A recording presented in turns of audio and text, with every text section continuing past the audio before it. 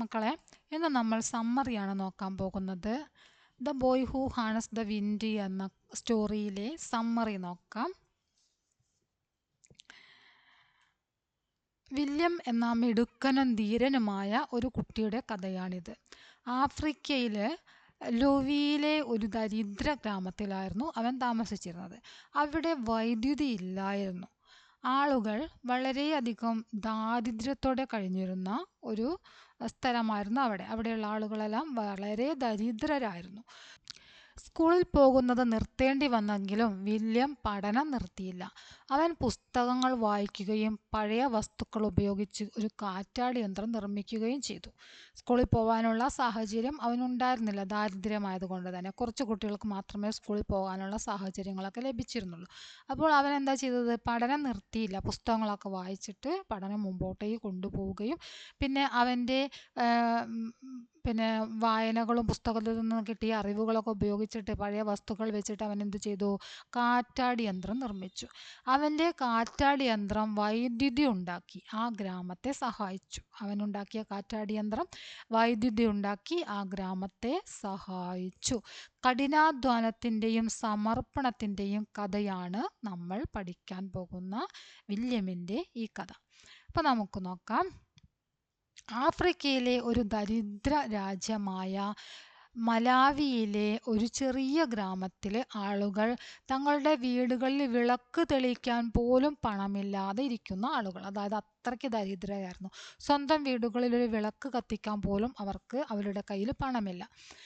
അതിനാൽ ഭൂരിഭാഗം ചെറുകിട കർഷകരായിട്ടുള്ള ഗ്രാമവാസികൾ രാത്രി തുടങ്ങുമ്പോൾ തന്നെ ഉറങ്ങാൻ കിടക്കും. രാത്രി ആയാൽ അവർക്ക് വിളക്ക് കത്തിച്ചിട്ട് ഇരിക്കാനുള്ള അതിനുള്ള ഒരു പണം പോലും അവരുടെ കയ്യിലില്ലാത്തത് കൊണ്ട് തന്നെ രാത്രി ഇരുട്ടി തുടങ്ങുമ്പോഴേക്കും അവരെന്താ ചെയ്യുക?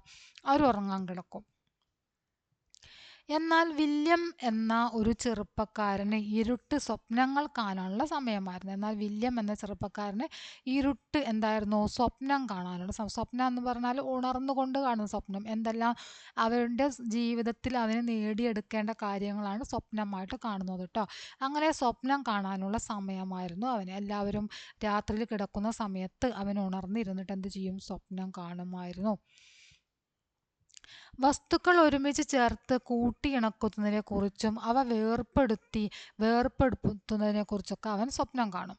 ഓരോരോ വസ്തുക്കൾ കൂട്ടിച്ചേർക്കുക, പിന്നീട് അത് വേർപ്പെടുത്തുക, അങ്ങനെയുള്ള കാര്യങ്ങളൊക്കെ അവൻ സ്വപ്നം കാണുമായിരുന്നു. കുപ്പികളുടെ അടപ്പുകൾ കൊണ്ട് നിർമ്മിച്ച ചക്രങ്ങളുള്ള കളിപ്പാട്ടങ്ങൾ, ട്രക്കുകൾ, അവനെന്ത് ചെയ്യും? അതെല്ലാം അവൻ കട്ടിലിൻ്റെ അടിയിൽ സൂക്ഷിക്കും. റേഡിയോയിൽ കേട്ട സംഗീതത്തിൽ അവൻ ആകൃഷ്ടനായി. റേഡിയോയിലൂടെ സംഗീതം വരുന്നു, അതെങ്ങനെയെന്നൊക്കെ അവൻ ചിന്തിക്കാൻ തുടങ്ങും. സംഗീതജ്ഞരും ഗായകരും എവിടെയാണെന്ന് അവൻ ആശ്ചര്യപ്പെട്ടു. റേഡിയോയിൽ നിന്ന് ഗാനം കേൾക്കുന്നുണ്ട്, അതിലുള്ള സംഗീതജ്ഞരെവിടെ, ഗായകരെവിടെ എന്നൊക്കെ അവൻ എന്ത് ചെയ്തു? ആശ്ചര്യപ്പെട്ടു. അവരെ കണ്ടെത്താൻ അവൻ പഴയ റേഡിയോകൾ കുത്തി തുറക്കുമായിരുന്നു. അതിനുള്ളിൽ നിന്ന് പാട്ട് കേൾക്കുന്നുണ്ട്, ആരെയും കാണുന്നില്ല അല്ലേ? അപ്പം അതിനുള്ളിൽ ആരാണ് എന്ന് അറിയാൻ വേണ്ടിയിട്ട് അവൻ എന്ത് ചെയ്യുമായിരുന്നു? പഴയ റേഡിയോകളൊക്കെ കുത്തി തുറന്നു നോക്കുമായിരുന്നു. ഉണർന്നിരിക്കുമ്പോൾ മുത്തച്ഛൻ പറഞ്ഞ മാന്ത്രിക കഥകൾ അവൻ്റെ മനസ്സിൽ മിന്നിമറയും. മുത്തച്ഛൻ അവന് മാന്ത്രിക കഥകൾ പറഞ്ഞു കൊടുത്തിട്ടുണ്ടായിരുന്നു. ആ കഥകളെല്ലാം അവൻ്റെ മനസ്സിൽ ഇങ്ങനെ മിന്നിമറയും. കഥകളിലെ നൃത്തം ചെയ്യുന്ന പ്രേതങ്ങൾ തൻ്റെ കൺമുന്നിൽ ചുറ്റിത്തിരിയുന്നതായി അവന് തോന്നി. വെളുപ്പിന് വയലുകളിൽ ജോലി ചെയ്യുമ്പോൾ ചോളച്ചെടികളുടെ നിരകൾക്കിടയിൽ മാന്ത്രിക ജീവികളെ കാണാൻ കഴിയുമെന്ന് വില്യം സങ്കല്പിച്ചു. ട്രക്കുകൾ പാതയിലൂടെ ഇരമ്പി നീങ്ങുമ്പോൾ അവയുടെ എഞ്ചിനുകൾ എങ്ങനെയാണ് അവയെ ഓടിക്കുന്നത് എന്ന് അവൻ അത്ഭുതപ്പെട്ടു. ട്രക്കുകൾ പാതയിലൂടെ അങ്ങനെ ഇരമ്പി നീങ്ങുന്നുണ്ട്. അപ്പോൾ അതിൻ്റെ എഞ്ചിനുകൾ എങ്ങനെയാണ് അതിനെ ഓടിക്കുന്നത് എന്നൊക്കെയാണ് അവൻ ചിന്തിക്കുന്നത്. എവിടെയാണ് നീ നിന്റെ തൂമ്പ ഇട്ടതെന്ന് നോക്കൂ. അവൻ ഇങ്ങനെയുള്ള ഓരോ വലിയ വലിയ ചിന്തകളിലാണ് അല്ലേ. ആ സമയത്ത് അച്ഛൻ്റെ ശകാരം കേട്ടിട്ടാണ് അവൻ സ്വപ്നങ്ങളിൽ നിന്ന് ഉണർന്നത്. എന്താണ് അച്ഛൻ പറയുന്നത്? എവിടെയാണ് നീ നിന്റെ തൂമ്പ ഇട്ടതെന്ന് നോക്കൂ എന്ന് പറഞ്ഞിട്ട് അച്ഛൻ ശകാരിക്കുന്നു. പക്ഷേ വില്യമിൻ്റെ ഭാവനയിലെ മാന്ത്രിക ജീവികൾക്ക് മഴ പെയ്യിക്കാൻ കഴിഞ്ഞില്ല. പക്ഷേ വില്യമിൻ്റെ ഭാവനയിൽ പല മാന്ത്രിക ജീവികളും ഉണ്ട്. അവർക്കൊന്നും മഴ പെയ്യിക്കാൻ കഴിഞ്ഞില്ല. കോപാകുലനായ സൂര്യൻ വെള്ളമില്ലാത്ത വയലുകളെ ചുട്ടരിച്ചു. കോപാകുലനായ സൂര്യൻ എന്താ ചെയ്യുന്നത്? വളരെയധികം ശക്തമായ കഠിനമായ ചൂടാണ്. ആ ചൂടിൽ വയലുകളെല്ലാം ഉണങ്ങി വരണ്ട് കൃഷികളെല്ലാം നശിച്ചിരിക്കുകയാണ് അല്ലേ. മഴയ്ക്കായുള്ള കർഷകരുടെ പ്രാർത്ഥനകൾക്ക് ഉത്തരം ലഭിച്ചില്ല. മഴയ്ക്ക് വേണ്ടിയിട്ട് കർഷകർ ഇങ്ങനെ പ്രതീക്ഷയോടെ കാത്തിരിക്കുകയാണ്. പക്ഷെ അതിനൊന്നും ഉത്തരമില്ല. മഴ പെയ്യുന്നില്ല. ചോളനിരകൾ ഉണങ്ങിപ്പൊടിഞ്ഞു. അവർ കൃഷി ചെയ്തുണ്ടാക്കിയ ചോളങ്ങളെല്ലാം ഉണങ്ങിപ്പൊടിഞ്ഞു പോവുകയാണ്. ഭക്ഷണം ഭക്ഷണമില്ലാതെ അങ്ങനെ ഉണങ്ങിപ്പൊടിഞ്ഞു പോയപ്പോൾ അവിടെയുള്ള ആളുകളൊക്കെ കഴിക്കാൻ ഭക്ഷണം വേണ്ടേ. ഭക്ഷണമില്ലാതെ ആളുകളെല്ലാം വളരെയധികം വിഷമിച്ചു. ഭക്ഷണമില്ലാതെ അവിടെയുള്ള ആളുകളെല്ലാം പട്ടിണിയിലായി. താമസിയാതെ വില്യമിൻ്റെ അച്ഛൻ കുട്ടികളെ വിളിച്ചു കൂട്ടി പറഞ്ഞു. അപ്പോൾ താമസിയാതെ വില്യമിൻ്റെ അച്ഛൻ എന്തു ചെയ്തു? അച്ഛൻ കുട്ടികളെ എല്ലാവരും വിളിച്ചു. എന്നിട്ട് പറഞ്ഞു, ഇനി മുതൽ നാം ദിവസം ഒരു നേരം മാത്രമേ ഭക്ഷണം കഴിക്കൂ. നമുക്ക് 2, 3, 4 നേരം ഭക്ഷണം കഴിക്കണമെങ്കിൽ അതിന് നമ്മുടെ കയ്യിൽ എന്ത് വേണം? ഭക്ഷണം ഉണ്ടാക്കാനുള്ള സാധനങ്ങൾ വേണം അല്ലേ. അപ്പം നമുക്ക് ഭക്ഷണം കഴിക്കാനുള്ള വകയില്ല. കൃഷി നശിച്ചു. ഭക്ഷണം കിട്ടാനുള്ള സാധ്യത കുറവാണ്. അപ്പം എന്ത് ചെയ്യണം? നമ്മൾ ഭക്ഷണം കഴിക്കുന്നതിൻ്റെ നേരം കുറയ്ക്കണം. 4 നേരം കഴിക്കുന്നത് ഇനി എന്താ ചെയ്യാൻ പോകുന്നത്? ഒരു നേരമാക്കാൻ പോവുകയാണ്. ഇനി മുതൽ നാം ദിവസത്തിൽ ഒരു നേരം മാത്രമേ ഭക്ഷണം കഴിക്കൂ എന്ന് അതെന്തിനാണ് അങ്ങനെ ചെയ്യുന്നതെന്നാണ് അച്ഛൻ പറഞ്ഞത്? അത് തീർന്നു പോവാതിരിക്കാനാണെന്ന്. ഭക്ഷണം കുറച്ച് ഇനി വീട്ടിലുണ്ട്. ആ ഭക്ഷണ സാധനങ്ങൾ തീർന്നു പോവാതിരിക്കാൻ ദിവസത്തിൽ ഒരു നേരം മാത്രം ഭക്ഷണം കഴിച്ചിട്ട് ജീവിതം മുമ്പോട്ടേക്ക് കൊണ്ടുപോകണം അല്ലേ. എന്താണ്? വൈകുന്നേരങ്ങളിലാണ് അവർ ഭക്ഷണം കഴിക്കുക. അങ്ങനെ വൈകുന്നേരങ്ങളിൽ അവർ ഭക്ഷണം കഴിച്ചിരിക്കുന്ന സമയത്ത് റാന്തൽ വിളക്കിന് ചുറ്റുമിരുന്ന് വിശന്നു പൊരിഞ്ഞ ആളുകൾ അവർ റാന്തൽ വിളക്കിൻ്റെ വെളിച്ചത്തിൽ ഇങ്ങനെ ഇരിക്കും കുറച്ച് നേരം വൈകുന്നേരം. ആ സമയത്ത് വിശന്നു പൊരിഞ്ഞ ആളുകൾ റോഡുകളിൽ ആത്മാക്കളെ പോലെ കടന്നു പോകുന്നത് അവർക്ക് കാണാമായിരുന്നു. ആ സമയത്ത് അവരുടേതായിട്ടുള്ള അല്പം മാത്രമായ ഭക്ഷണം അങ്ങനെ കഴിച്ചിരിക്കുന്ന സമയത്തായിരിക്കും വിശന്ന് വരുന്ന ആളുകൾ ഇങ്ങനെ റോഡിലൂടെ പോകുന്നത് അവർ കാണുന്നത്. മഴ നിന്നതോടൊപ്പം പണവും ഇല്ലാതായി. ആളുകൾക്ക് കൃഷി ചെയ്തിട്ടാണ് അവരുടെ കയ്യിൽ എന്തെങ്കിലും പണം ഉണ്ടാവുക അല്ലേ. കൃഷി ചെയ്തിട്ട് എന്താണ്? വെയിൽ കാരണം കൃഷിയൊക്കെ ഉണങ്ങിപ്പോയിരിക്കുകയാണ്. മഴയില്ല. അപ്പം മഴയില്ലാത്തത് കാരണം ആളുകളുടെ കയ്യിൽ എന്തില്ല? പണമില്ല. ഭാഗ്യമുള്ള കുറച്ച് കുട്ടികൾക്ക് മാത്രമേ സ്കൂളിൽ പോകാൻ കഴിഞ്ഞുള്ളൂ. ഭാഗ്യമുള്ള കുറച്ച് കുട്ടികൾ മാത്രമാണ് സ്കൂളിൽ പോയിക്കൊണ്ടിരുന്നത്. പണമില്ലാത്തവർക്ക് സ്കൂളിൽ പോകാൻ കഴിഞ്ഞില്ല. വില്യം സ്കൂൾ പഠനം നിർത്തിയവരിൽ ഒരാളായിരുന്നു. വില്യം സ്കൂൾ പഠനം നിർത്തിയ കൂട്ടത്തിലുള്ള ഒരാളായിരുന്നു. ആഴ്ചകളോളം അവൻ ഒരു മാവിൻ ചുവട്ടിൽ വിഷമിച്ചിരുന്നു. അവന് സ്കൂളിൽ പോകാൻ ഭയങ്കര ആഗ്രഹമായിരുന്നു. പക്ഷേ അവൻ്റെ സാഹചര്യം അതിനനുവദിച്ചിരുന്നില്ല. അതുകൊണ്ട് തന്നെ അവൻ എന്താ ചെയ്തത്? വളരെയധികം വിഷമത്തോടെ ഒരു മാവിൻ്റെ ചുവട്ടിൽ ഇങ്ങനെ വിഷമിച്ചിരിക്കും. മറ്റു കുട്ടികളൊക്കെ സ്കൂളിൽ പോകുന്നുണ്ട്, അവന് സ്കൂളിൽ പോകാൻ സാധിക്കുന്നില്ല. പിന്നെ അവന് വഴിയരികിലെ ഒരു ലൈബ്രറി ഓർമ്മ വന്നു. അപ്പോഴാണ് അവന് വഴിയരികിൽ ഒരു ലൈബ്രറി ഉള്ളത് ഓർമ്മ വന്നത്. അവൻ എന്ത് ചെയ്തു? ലൈബ്രറിയിൽ പോയിട്ട് അതിശയകരമായ ചിത്രങ്ങൾ നിറഞ്ഞ ശാസ്ത്ര പുസ്തകങ്ങൾ എടുത്തിട്ട് അവൻ എന്ത് ചെയ്യാൻ തുടങ്ങി? വായിക്കാൻ തുടങ്ങി. ലൈബ്രറിയിൽ ചെന്നിട്ട് അതിശയകരമായ ചിത്രങ്ങൾ നിറഞ്ഞ ശാസ്ത്ര പുസ്തകങ്ങൾ അവൻ കണ്ടെത്തി. അല്പം ബുദ്ധിമുട്ടിയാണെങ്കിലും അവൻ അതെല്ലാം വായിക്കാൻ തുടങ്ങി. രാത്രിയായാൽ പിന്നെ വായിക്കാൻ പറ്റില്ല അല്ലേ, വെളിച്ചമില്ലല്ലോ. അപ്പോൾ ഉള്ള സമയങ്ങളിലൊക്കെ അവൻ എന്ത് ചെയ്തു? അല്പം വിഷമിച്ചിട്ടാണെങ്കിലും അവൻ ആ പുസ്തകങ്ങളെല്ലാം വായിക്കാൻ തുടങ്ങി. എഞ്ചിനുകൾ വലിയ ട്രക്കുകളെ എങ്ങനെയാണ് ചലിപ്പിക്കുന്നത്, റേഡിയോകൾ എങ്ങനെയാണ് ആകാശത്ത് നിന്ന് സംഗീതം വലിച്ചെടുത്ത് അതിലൂടെ പാട്ടായിട്ട് നമ്മൾ കേൾക്കുന്നുണ്ടല്ലോ, അപ്പോൾ ആകാശത്ത് നിന്നും സംഗീതം വലിച്ചെടുത്തുവെന്നും അവൻ ആ പുസ്തകങ്ങളിലൂടെ താമസിയാതെ മനസ്സിലാക്കി. പക്ഷേ അവനെ ഏറ്റവും ആകർഷിച്ചത് താൻ കണ്ടിട്ടുള്ളതിൽ വെച്ച് ഏറ്റവും ഉയരമുള്ള മരത്തേക്കാൾ ഉയരമുള്ള ഒരു യന്ത്രത്തിൻ്റെ ചിത്രമായിരുന്നു. പക്ഷെ അവനെ ഏറ്റവും ആകർഷിച്ചത് അവൻ വായിക്കുന്ന പുസ്തകത്തിൽ വലിയ ഒരു യന്ത്രത്തിൻ്റെ ഒരു ചിത്രമുണ്ട്. താൻ കാണുന്ന മരം ഏറ്റവും ഉയരമുള്ള മരത്തിനെക്കാട്ടും വലിയ നീളത്തിലുള്ളൊരു ചിത്രം, യന്ത്രത്തിൻ്റെ ചിത്രം. അതിനൊരു ഫാനിൻ്റേത് പോലുള്ള വലിയ ബ്ലേഡുകളുണ്ടായിരുന്നു. അതിന് നമ്മുടെ ഫാനിൻ്റെ ചിറകുകളുണ്ടല്ലോ, അതുപോലെയുള്ള ബ്ലേഡുകൾ ഉണ്ടായിരുന്നു. അത് ഭീമൻ കാറ്റാടി കളിപ്പാട്ടം പോലെ കാണപ്പെട്ടു. അതെങ്ങനെയാണ് അവന് തോന്നിയത്? വലിയ കാറ്റാടി കളിപ്പാട്ടം പോലെയാണ് അവന് തോന്നിയത്. വില്യം വായന തുടർന്നു. വൈദ്യുതി ഉൽപ്പാദിപ്പിക്കുകയും വെള്ളം പമ്പ് ചെയ്യുകയും ചെയ്യുന്ന ഒരു യന്ത്രമാണതെന്ന് അവൻ മനസ്സിലാക്കി. അത് വൈദ്യുതി ഉൽപ്പാദിപ്പിക്കുകയും വെള്ളം പമ്പ് ചെയ്യുകയും ചെയ്യുന്ന യന്ത്രമാണ് എന്ന് അവന് ആ വായനയിലൂടെ അത് മനസ്സിലാക്കി. വില്യം തൻ്റെ കണ്ണുകൾ അടച്ച് നിലത്തു നിന്ന് തണുത്ത വെള്ളം കോരുന്ന യന്ത്രം അവൻ കണ്ടു. അപ്പോൾ അവൻ അങ്ങനെ കണ്ണുകൾ അടച്ച് സ്വപ്നം കാണാൻ തുടങ്ങുകയാണ്. എന്താണ് അവൻ കാണുന്നത്? നിലത്തു നിന്ന് തണുത്ത വെള്ളം കോരുന്ന യന്ത്രം. അങ്ങനെ ഒരു യന്ത്രം ഉണ്ടാക്കണം എന്ന് അവൻ ആഗ്രഹിക്കുകയാണ് അല്ലേ. വരണ്ടുണങ്ങിയ പാടങ്ങളിലൂടെ വെള്ളം കുതിച്ചൊഴുകി ചോളത്തെ ഉരമുള്ളതും പച്ചപ്പുള്ളതുമാക്കി.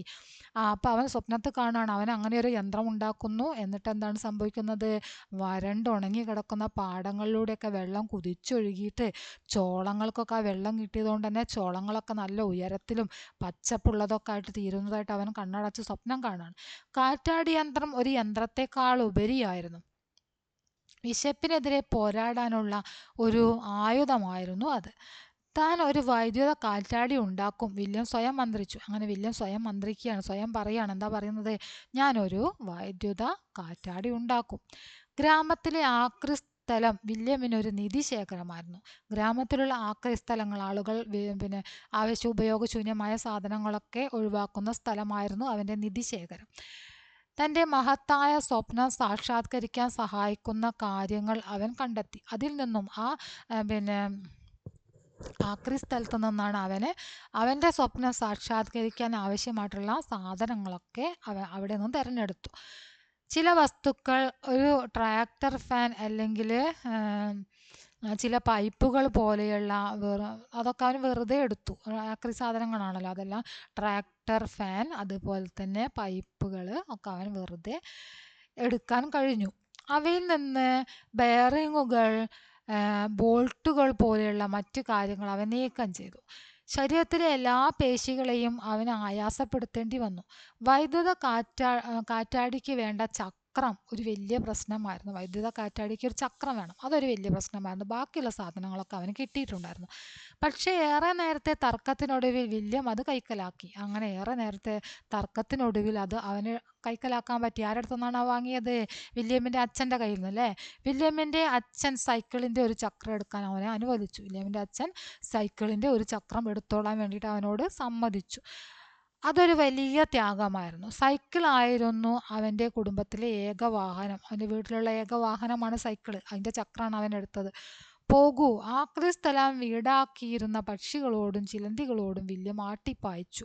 അവൻ്റെ ആക്രി സ്ഥലം, അവൻ ഓരോ സാധനങ്ങൾ കൊണ്ടുചെന്ന് വെച്ചിട്ടുണ്ട് അല്ലേ. അപ്പം അതൊക്കെ ആക്രി സ്ഥലത്ത് എന്തൊക്കെ ഉണ്ട്? പക്ഷികളും ചിലന്തികളൊക്കെ വന്ന് വീടുണ്ടാക്കിയിട്ടുണ്ട്. അവരെയൊക്കെ അവൻ ആട്ടിപ്പായിക്കുകയാണ്, പോകൂ എന്ന് പറഞ്ഞാണ്ട്. വില്യം തൻ്റെ വിലയേറിയ വസ്തുക്കൾ വീട്ടിലേക്ക് കൊണ്ടുപോകുമ്പോൾ ഗ്രാമവാസികൾ പരസ്പരം പറഞ്ഞു. വില്യം വളരെ വിലപ്പെട്ട വസ്തുക്കളാണെന്ന് കരുതിയിട്ടാണ് ഈ ആക്രി സാധനങ്ങളൊക്കെ കൊണ്ടുപോകുന്നത് അല്ലേ. അത് കണ്ട ഗ്രാമവാസികൾ എന്താ പറയുന്നത്? അവന് ഭ്രാന്താണ് എന്ന് പറയാണ്. ഭ്രാന്തന്മാർ മാത്രമേ ആക്രി സാധനങ്ങൾ കൊണ്ട് കളിക്കൂ.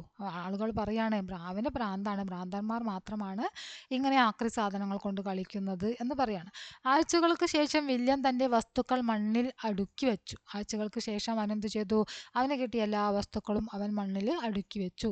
ഒരു തകർന്ന സൈക്കിൾ, തുരുമ്പിച്ച കുപ്പിയുടെ അടപ്പുകൾ, അവന് വെച്ച സാധനങ്ങളാണ് പറയുന്നത് കേട്ടോ. തകർന്ന സൈക്കിളുണ്ട്, തുരുമ്പിച്ച കുപ്പിയുടെ അടപ്പുകളുണ്ട്, പ്ലാസ്റ്റിക് പൈപ്പ് ഉണ്ട്, ഒരു ബൈക്കിൽ ഹെഡ്ലൈറ്റ് തെളിയിച്ച ചെറിയ ജനറേറ്റർ പോലും ഉണ്ടായിരുന്നു.